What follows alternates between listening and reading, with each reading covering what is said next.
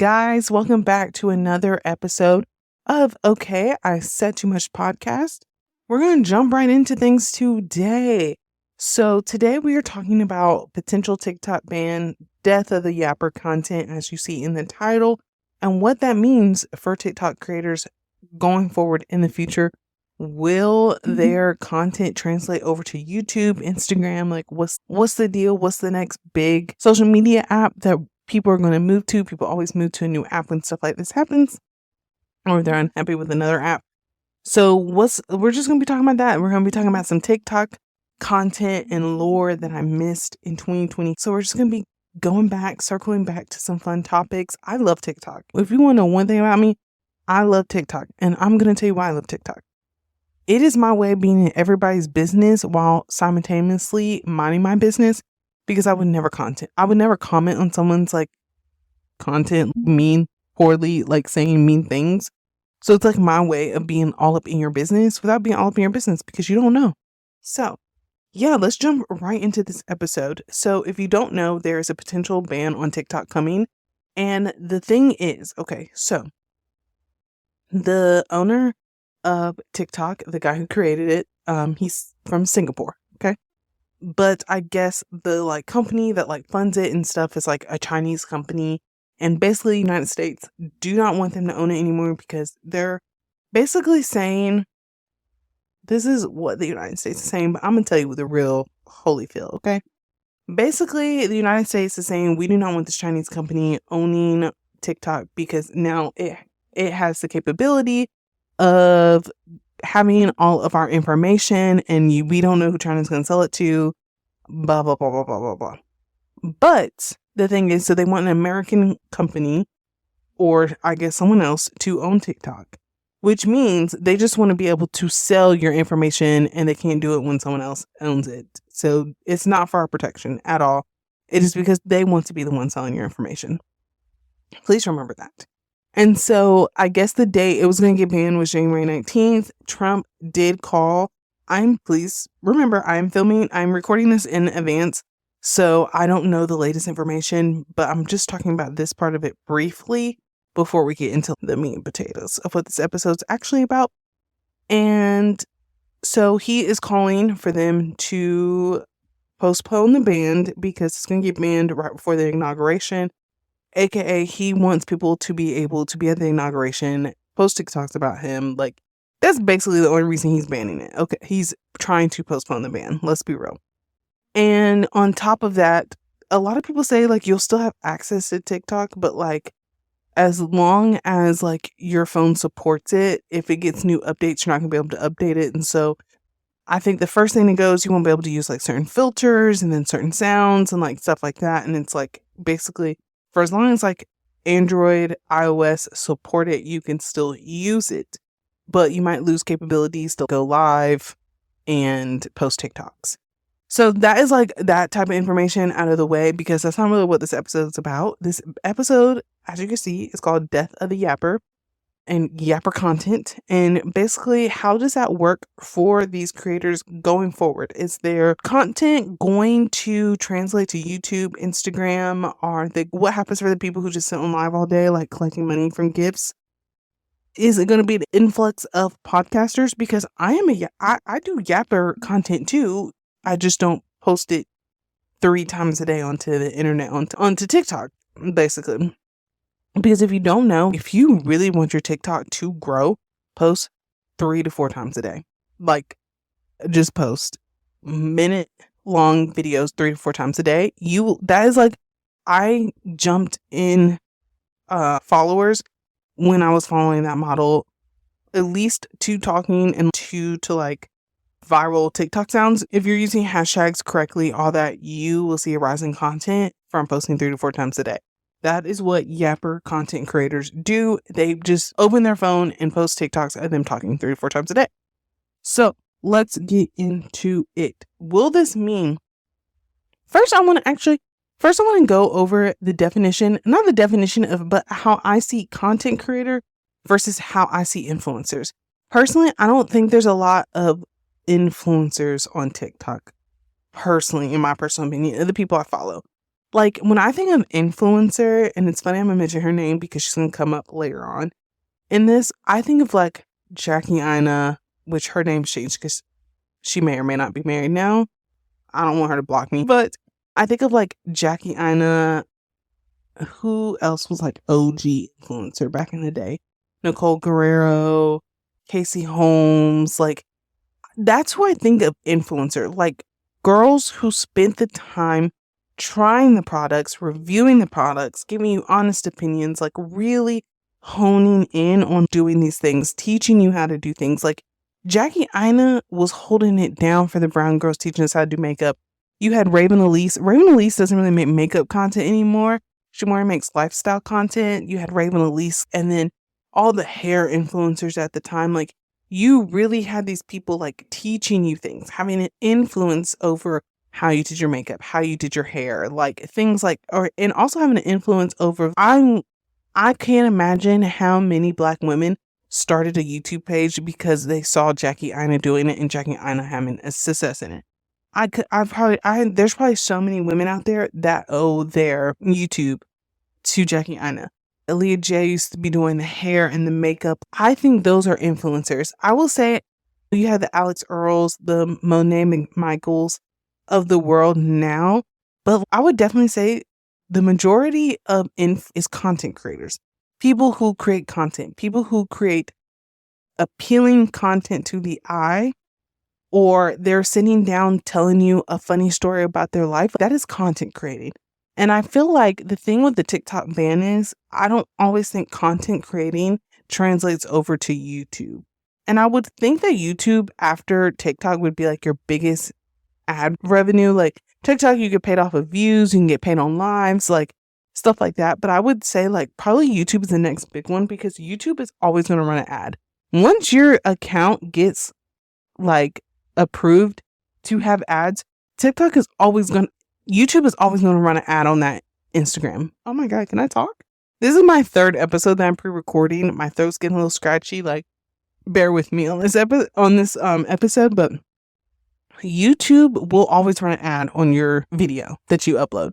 Once you get approved for it, you will always have an ad. You will always be able to gain ad revenue unless the video gets demonetized or something like that. But without that, you are always going to get ad revenue. As long as you're not having copyright music, doing crazy things, there will always be ad revenue from YouTube. So I would assume, from what I can see on TikTok and people being like, my YouTube channel, that is like the next big thing.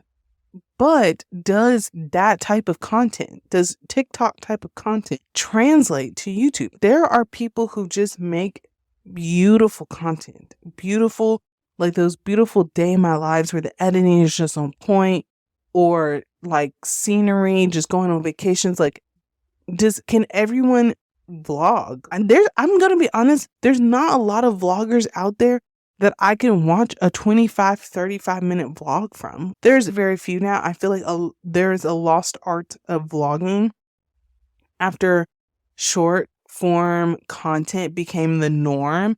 I feel like once short form content became the norm, I would say like 2021 going forward, the art of vlogging on YouTube has gone down. Don't get me wrong, there's a lot of people who still make really good vlogs, and I still watch them. Aaliyah's Face, Danielle Carolyn, Nicole Guerrero, when she does post a vlog, they're really good. Kyra or Monique, her vlogs are always like very aesthetically pleasing.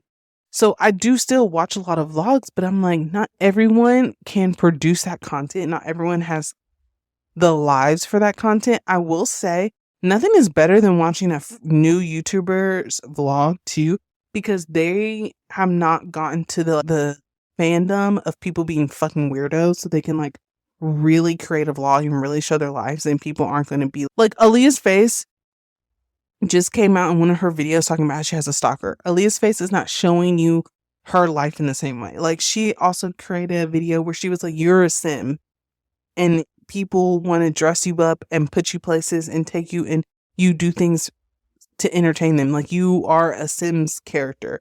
So it's like, she's not, yes, her content is genuine, but it's not like genuine in the sense of this is her full life that she's showing you. She's creating moments to vlog. She's creating aesthetically pleasing moments to vlog. Cool. She's also funny. She also has a very good, she has a very good personality. She has a funny personality. She makes some questionable choices sometimes, but she has a good personality. She has good tips and tricks. She recommends good products because also she was an influencer, a makeup influencer at one time. So I think it all translates into her content. But I don't think people who make these short form TikToks can have the same level of success because I just don't think they have. I've watched a lot of TikTok creators' vlogs, and it's just them talking in front of the camera. They're in their bathroom, they're doing their hair, they're talking to you in the camera. They're in their car going somewhere, talking to you in the camera.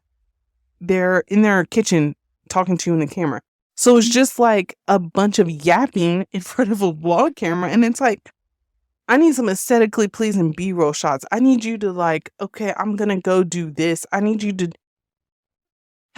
take the camera some places. I need you to be out in public talking to the camera some places. Like, you're just not creating, you're creating content, but you're not having any influence over what I want to see, what I want to appreciate you doing. They go hand in hand together. I do not think that just because you have 500,000 followers on TikTok, that you're going to get 500,000 followers on YouTube and you're going to make good content. I don't see it happening. And I'm just like, what is the plan? What is the plan for these content creators? A lot of people quit their jobs and did not look back. And this brings me to my next subject is the e-begging on TikTok. And it's where people sit on live and basically ask for live gifts or ask for money all day. So if you don't know, you can get, so I think you don't get paid off of how many views you get on a live. You get paid off of if people like it, if you battle other creators and you win, likes. And then if people send you gifts. So if you've ever seen live and someone's getting those big gifts that are on the screen, people buy coins to give that to you. Essentially, people just are giving money to creators. Can we talk about how crazy that is? I want to talk to you. If you are someone who sits on people's lives and buys them gifts, I want to have a real heart to heart with you. How dare you go out and work your 9-to-5 job or work whatever you work, pay your bills, take care of your kids if you have kids, and then you sit on this creator's life who has not left their house all fucking day. They don't go to work. They don't do nothing. They're not giving any sort of value to you. They're just sitting there. Half the time when I see these lives, people are just sitting there and they're tapping on their phone or they're just silent looking at comments. Like, how dare you then go into TikTok, press gifts and pay however much it is to give someone a 500 coin gift on a TikTok live after you've slaved away, worked your 9-to-5, been a product of capitalism, and they've sat on their ass all day. That is fucking insane, y'all. That is so freaking insane. Now, I get it. Like, there's a lot of TikTok creators that will sit on live and they'll teach you how to paint or they'll teach you how to do something or like they're adding value. And so people like gift them because it's like, oh, thank you for teaching me how to do this. I've done this, blah, blah, blah. I see those lives all day long. But I'm talking about like the Ashley Trevinos, the Shays, the Apple Store Shay. I think that's what her name is. These people. Now I will say Shay, and there's a bunch of creators like this. They're a different type of breed. They will be asking for you to send money to their Cash App, PayPal, whatever. And then I saw one. This guy was on live, and he was like, "We need to extend the stay in the hotel. Who got $80 to extend the stay? Who gonna pay? Who gonna pay to extend the stay?" Da da da. If you are sending money to those people, especially if you have kids and you're sending money to people that do that on TikTok, God help you. God help you. Why are you sending money to these people? Honestly, anyway, if you're sending gifts, if you're doing that, why are you sending money to these people?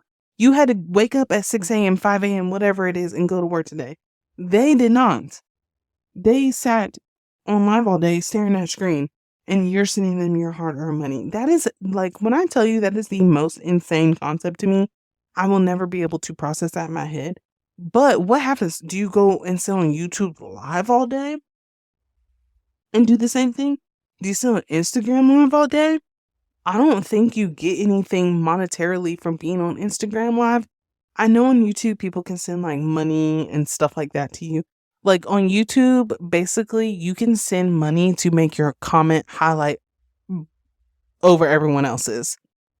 So I know you can do that on YouTube, but it's like, what do you do? Because I feel like too, the people who are on TikTok live all day, like, no, I won't say this. I'm sure some of them are saving, but I'm sure some of them are just like, it's like a living life fast lifestyle. Like they don't care. They're just like, okay, I'm gonna get on live tomorrow and someone's gonna send me so many gifts and then it'll be okay. Like I've seen people be like, we don't have enough gifts in the chat. Like I'm only gonna talk to the people who are sending gifts. Like that shit is crazy to me. That shit is fucking crazy to me. And so I'm just like, if TikTok does get banned one day and you can go on live, what are you gonna do? Let's actually step right into the Ashley Trevino lore. That's where we're gonna go next, y'all. I have gone down the rabbit hole, and I am pre-recording this, so who knows where this is now? Like, it's gonna be like a month out, but so who knows? But it's like this lady. So she's basically known as, I think her old TikTok name or whatever was like Inmate Hopper or something like that. So she's known for dating inmates. There was like this big deal where she dated this one inmate, got him out of jail, blah, blah, blah, blah. They got married, whatever. She has 2 kids. And she is just someone who sits on TikTok live all day. She doesn't e-beg in the sense of sending money to my Cash App. She e-begs in the sense of send gifts. She does the battles. She's like it. Like, why aren't people liking this? Like, why aren't people sending me gifts? Like, she's one of those TikTok lives. And she is so I think right now what's going on is the whole thing with Santos. She flashed a titty on live. Like, she just be doing crazy things. She has an open CPS case right now for flashing her titty on live. Like, she just be a mess. Like, she one time was on live and like, my daughters don't live with me because my address got leaked.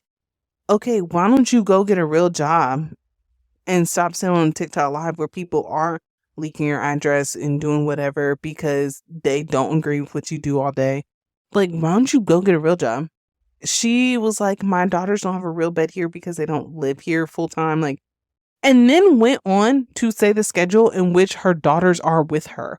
So why does it matter? Because you just said the schedule in which your daughters are with you. So now everyone knows your daughters are there this day through that day because you said it. And then they're at your parents' house the rest of the time because you believe it's not safe for them.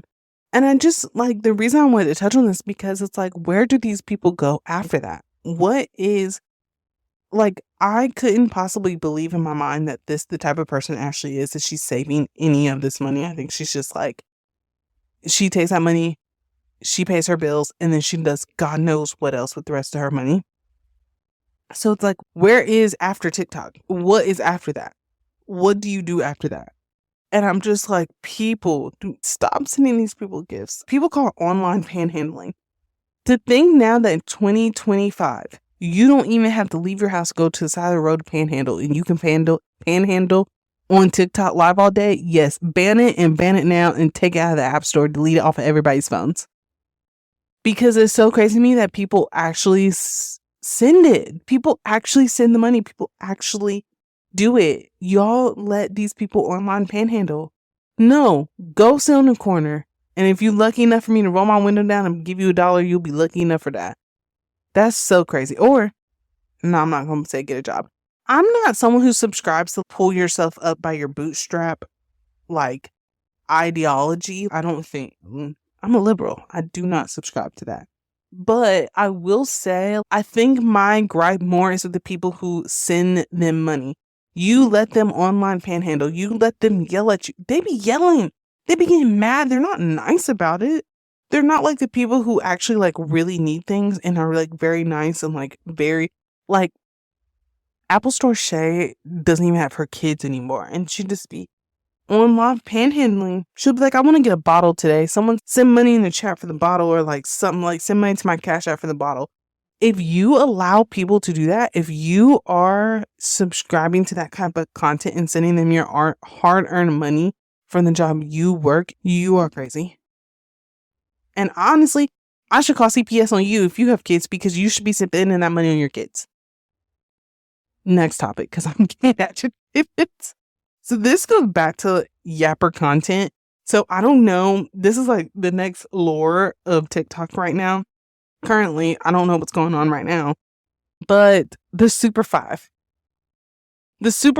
saga. So this all started. So I don't know exactly who's all in Super Five, but if you watch like Machiavelli, Jamila and Mecca have podcasts together now. I haven't listened to it, but people say really good things about it.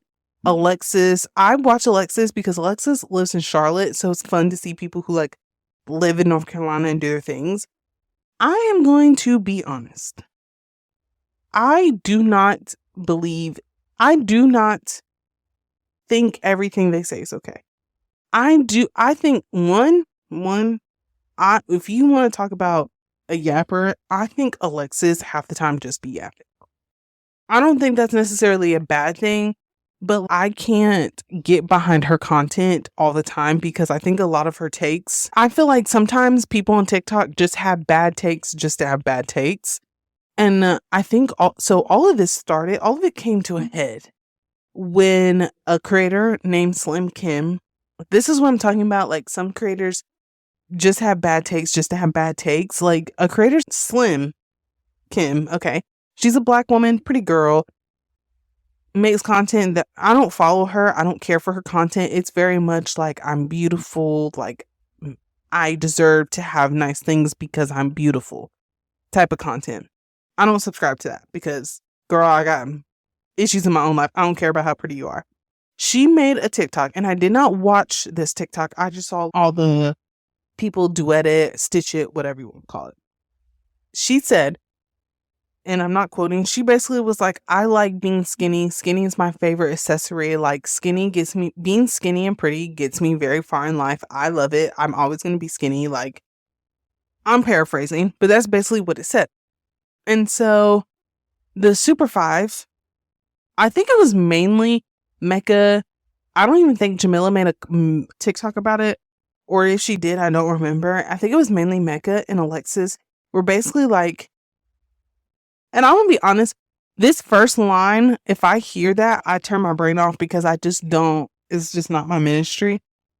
They basically made TikToks where they were like, I've been fat, I've been skinny, Slim Kim is correct. And if you don't agree with Slim Kim, then you should probably just reevaluate. I basically think they were like, if you're offended, you need to like take a look inward and see why you're offended by the comments you made. I'm not saying I disagree and I'm not saying I agree, but people on TikTok disagreed. Now, to go off topic, I don't think it's all about acceptance. I'm gonna get it out. I don't think it's all about that. I don't think that's like what you can put on what Slim Kim said. I think it's more about the way I see it is like you have to see the world for what it is, not for what it should be. And unfortunately, the world as what it is, you do get treated better when you are smaller. Unfortunately, that's just how it goes. Tug did not like what they had to say until it basically became like TikTok versus Mecca, Jamila, Alexis. And so eventually down the line, Jackie Aina makes a video about Yapper content and like blase. All of the comments on Jackie Aina's video were very supportive. Yes, I understand. The other half were like, you basically built your career on being on Yapper content. You were just also doing makeup while you did it. And I think the reason I want to talk about it now is because I feel like this is the perfect way to describe like influencer versus content creator. I scroll past the Supervives videos all the fucking time and don't watch half. I probably watched 1/4 of the content each one of them put out. I can say for sure, not so much anymore because I really don't just sit and watch people put makeup on. But back in the day, I was watching every single video Jackie Aina put up. I used to wait. There was a time there where she didn't post this consistently. And as soon as the video dropped, I was in there. I was waiting. Okay. And so I think, yeah, she did have Yapper content. Yes, a part of her content is the fact that she sits in front of the camera and talks. But Jackie Aina has taught me so much. Jackie Aina is an influencer. Jackie Aina has built a brand. And so I think this goes back to my original question. Can you take Yapper content on TikTok? Can you take that type of content where you just stitch and duet and just talk about the trending topics basically and turn that into YouTube or turn that into Jamila and Mecca have turned into a podcast? They're going to do great. Jamila and Mecca they are going to become Lex P and Dre and Nicole. If you watch Poor Mind, if you listen to Poor Mind's podcast, they are going to be Dre and Nicole and Lex P. Also, a dream of mine is to be them too and to sit on them couches and get weak as hell with Lex P because she is funny as hell. And it's, if you can grab the, I think it's all about grabbing your audience when you're in the peak of it. Like Jamila and Mecca were in the peak of their career on TikTok and create their podcast. They're going to go off and do amazing things. Okay, Alexis, she is going to have to vlog. She is going to have to vlog. She could probably do a podcast. People sit and listen to her discuss a lot of deeper topics too, but I think that is someone who's going to have to vlog. Is she going to be able to translate it? Are you going to take the time to go and subscribe to every single YouTube channel of every single TikTok creator you follow? I think that is my question. Are you going to do that? And are you going to enjoy their content just as much? Because I can tell you right now, I followed Monet for a while before I went and discovered her YouTube videos, and I hated her YouTube videos. I just feel are certain people better at short form content than they are at longer content. To me, I hate short form content because it's like I got so much to say. Hence the name of this podcast. I have so much to say and I can't get it all out in like a 1.5 minute video.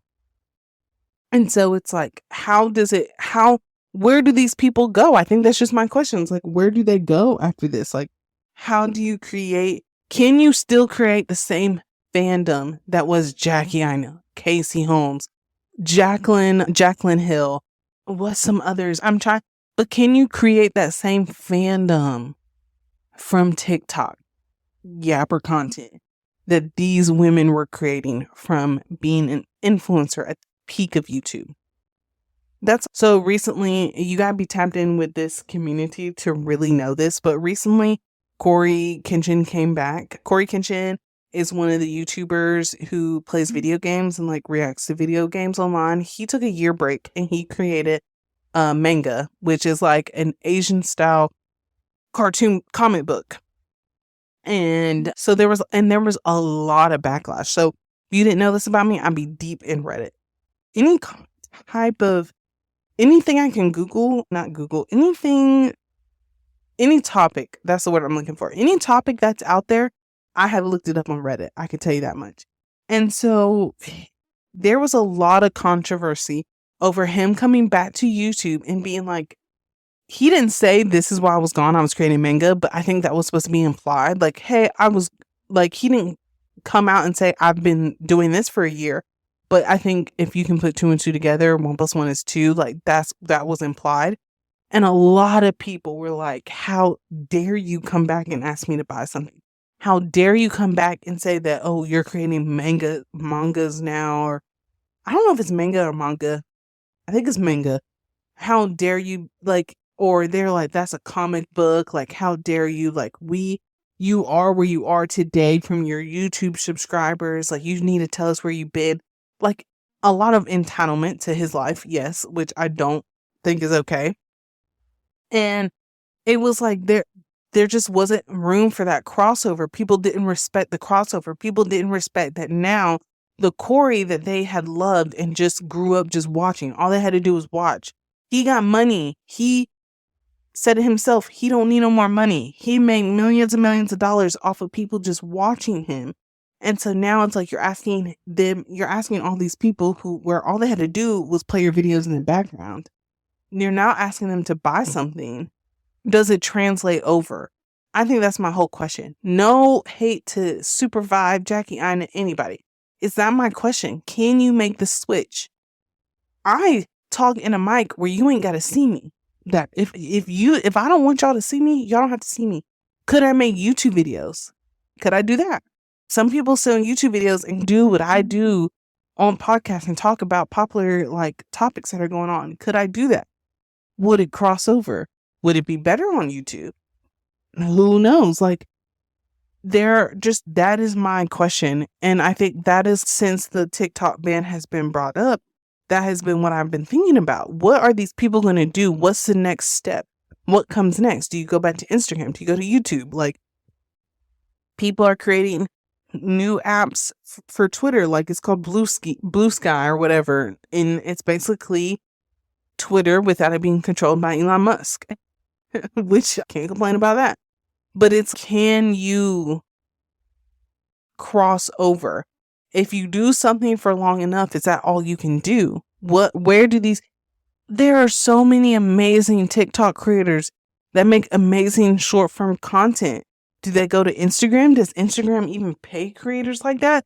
Do they create a YouTube page? What do they make podcasts? Is there going to be an influx of podcast creators? Like, what happens now? What's the next step? And I think that's heavy on my mind for the podcast. So that, like, with the TikTok ban, like, that's where I've been thinking too. So it's like, what do y'all think? Do you think your favorite TikTokers are going to make YouTube videos? And would you even watch those YouTube videos? There's a lot of people I really enjoy on TikTok, but I would not watch a 30-minute vlog from them. And then it goes all into parasocial relationships. The way people the way fans now feel so entitled to your life if you're a YouTuber. If you are a YouTuber, that's one thing I will say I think YouTubers deal with a lot more. Like, you have to really have a lot of lore on TikTok to where people are like getting into your whole life and wanting to know every single detail, tracking you down, finding your address, blase. But YouTubers deal with a different type of, there's this one, her name's Claire Pierce. I really like her content. It's like that new age content creator influencer, but still very down to earth. And she chooses not to show her boyfriend. And people like dissect the reason. And she's always said it. This is my social media. I don't want to control someone else's digital footprint.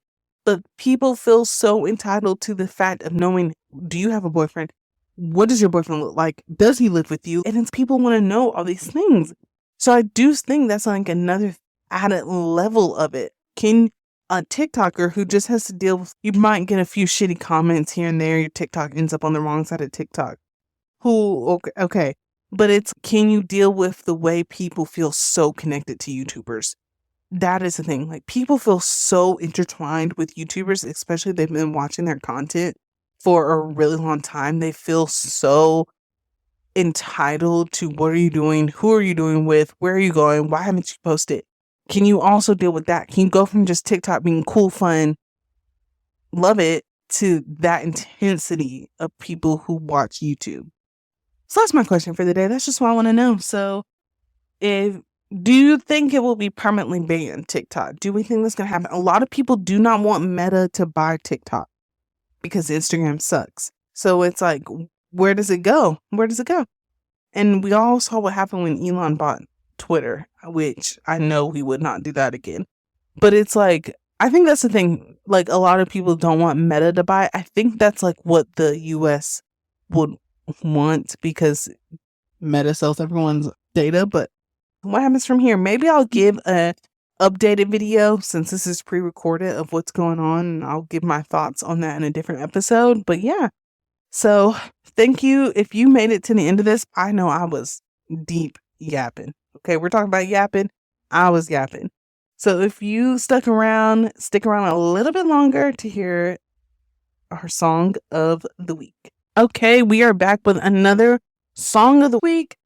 This is my song of the week because right now, currently, this song is going like super viral. This artist is having a full moment, Grammy nominated.